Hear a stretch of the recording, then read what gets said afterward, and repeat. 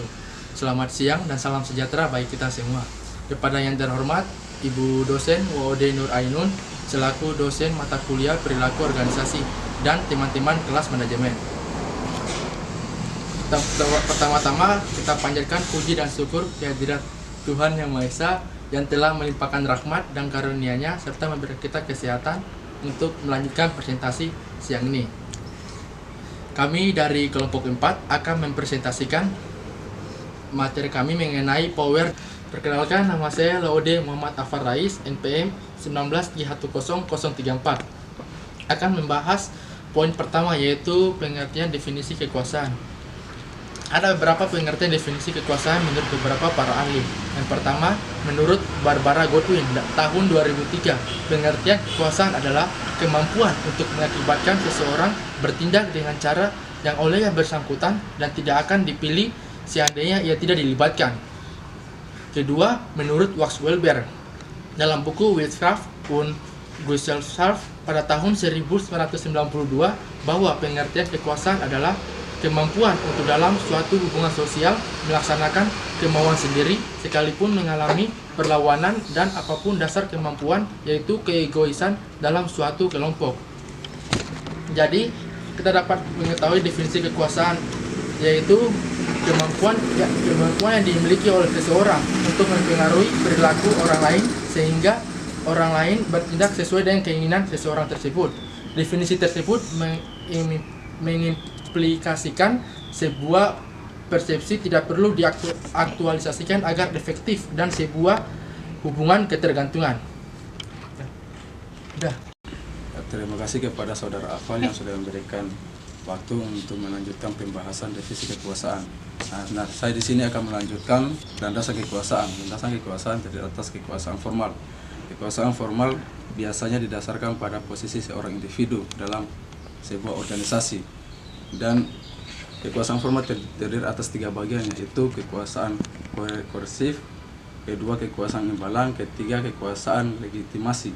Yang dimana kekuasaan koersif ini yaitu adalah rasa takut seseorang memberikan reaksi terhadap kekuasaan. Ini karena adanya rasa takut terhadap akibat-akibat negatif yang mungkin terjadi jika ia tidak patuh.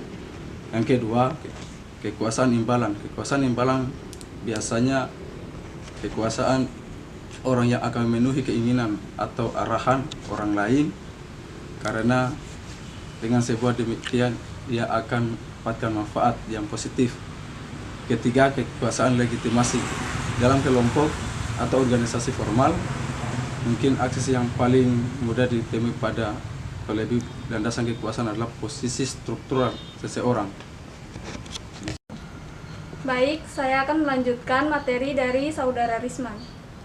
Kekuasaan pribadi. Kekuasaan pribadi merupakan kekuasaan yang berasal dari karakteristik individual mereka yang unik dan berasal dari dalam diri. Terdapat 2 basis kekuatan pribadi, yaitu kekuasaan karena keahlian dan juga kekuasaan rujukan. Yang pertama, kekuasaan karena keahlian. Kekuasaan karena keahlian, expert power, merupakan pengaruh yang diperoleh dari keahlian, keterampilan khusus, atau pengetahuan. Keahlian telah menjadi salah satu sumber pengaruh yang paling kuat karena dunia sudah semakin berorientasi pada teknologi. Yang kedua, kekuasaan rujukan. Kekuasaan rujukan, referent power, biasanya didasarkan pada identifikasi terhadap seseorang yang memiliki sumber daya atau sifat-sifat personal yang menyenangkan. Yang ketiga, landasan kekuasaan yang paling efektif. Hal yang paling menarik adalah bahwa penelitian secara cukup jelas menunjukkan bahwa sumber-sumber kekuasaan yang bersifat pribadilah yang paling efektif. Baik, saya akan melanjutkan materi dari Anissa, penyebab ketergantungan. Ketergantungan akan meningkat apabila sumber-sumber daya yang Anda kendalikan itu penting, langka, dan tak tergantikan. Nilai penting, jika tak ada seorang pun menginginkan yang Anda miliki, ketergantungan pada Anda tidak akan tercipta. Oleh karena itu, untuk menciptakan ketergantungan, hal-hal yang Anda kontrol haruslah hal-hal yang dipandang penting. Kelangkaan. Sebagaimana dinyatakan sebelumnya, jika sesuatu itu berjumlah sangat banyak, Kepemilikan atasnya tidak akan meningkatkan derajat kekuasaan Anda. Suatu sumber daya harus bisa dilihat sebagai sesuatu yang langka guna menciptakan ketergantungan. Hubungan antara kelangkaan-kelangkaan lebih jauh dapat dilihat dalam kekuasaan yang termasuk kategori jabatan. Keadaan tak tergantikan. Semakin sedikitnya pengganti yang tersedia bagi sumber daya, semakin besar kekuasaan yang diberikan oleh kontrol atas sumber daya tersebut. Baik, saya akan lanjutkan materi dari Saudari Fitria Wahyu, yaitu taktik kekuasaan.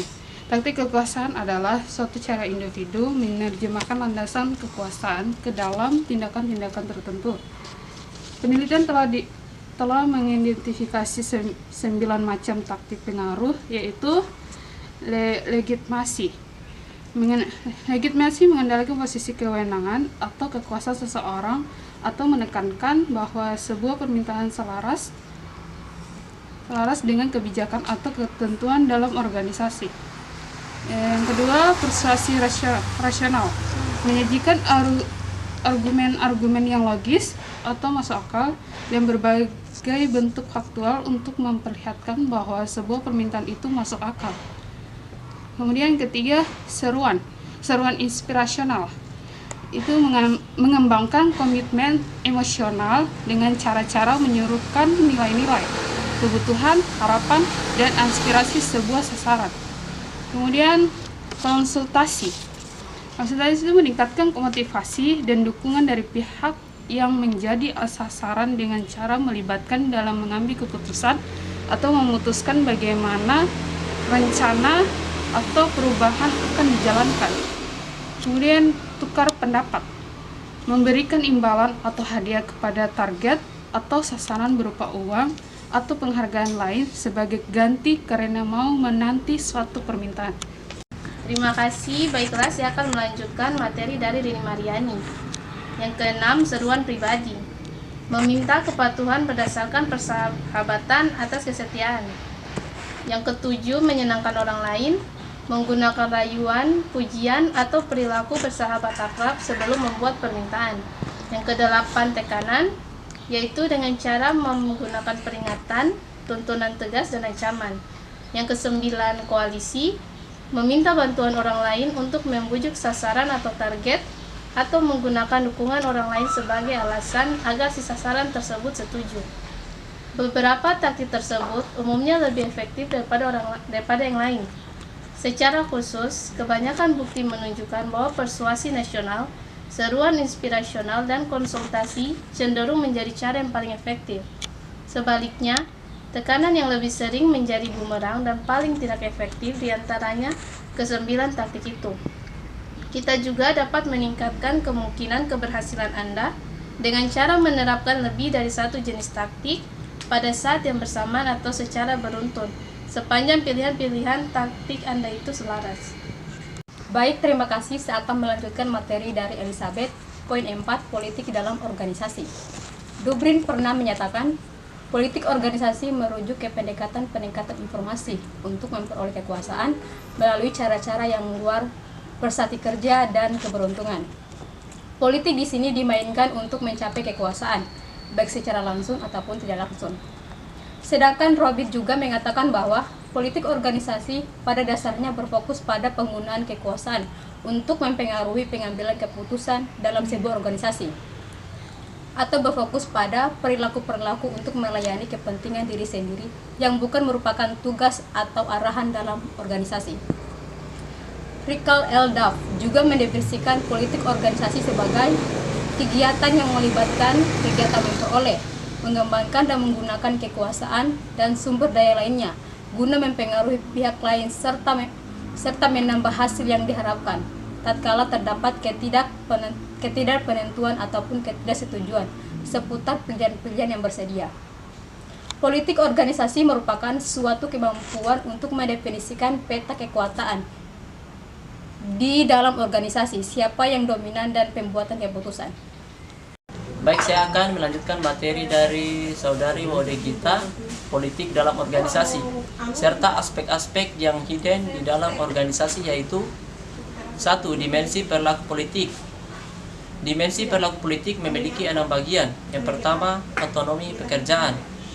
Otonomi pekerjaan, semakin independen karyawan dalam melakukan tugas, semakin mahir kemampuan dalam menerapkan pengaruh dengan tujuan mempromosikan keinginannya. Yang kedua, masukan keputusan. Masukan keputusan, keterlibatan dan kerjasama dalam proses pengambilan keputusan, membuat karyawan merasa terhubung dengan organisasi. Suatu perasaan tanggung jawab agar ia berfungsi lebih jauh dan keinginan menanam adil atau jasa guna mempertahankan daya saing organisasi. Yang ketiga, kepuasan kerja.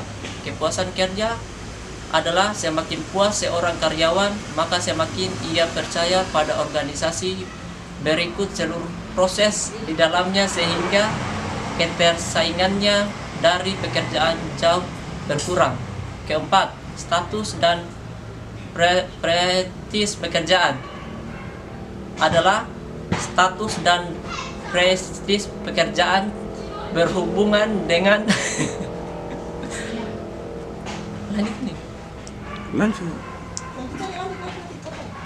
berhubungan dengan opini politik.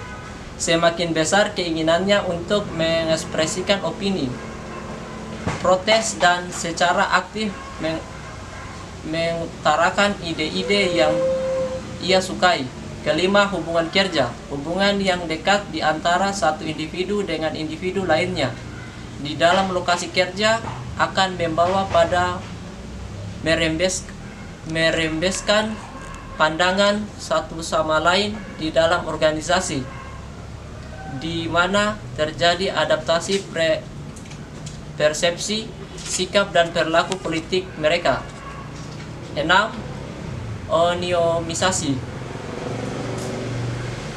Serikat pekerjaan akan memutar gagasan dan ide, perilaku dan kebiasaan politik dari tingkat lingkungan kerja hingga sistem politik nasional dan vice versa atau demikian sebaliknya.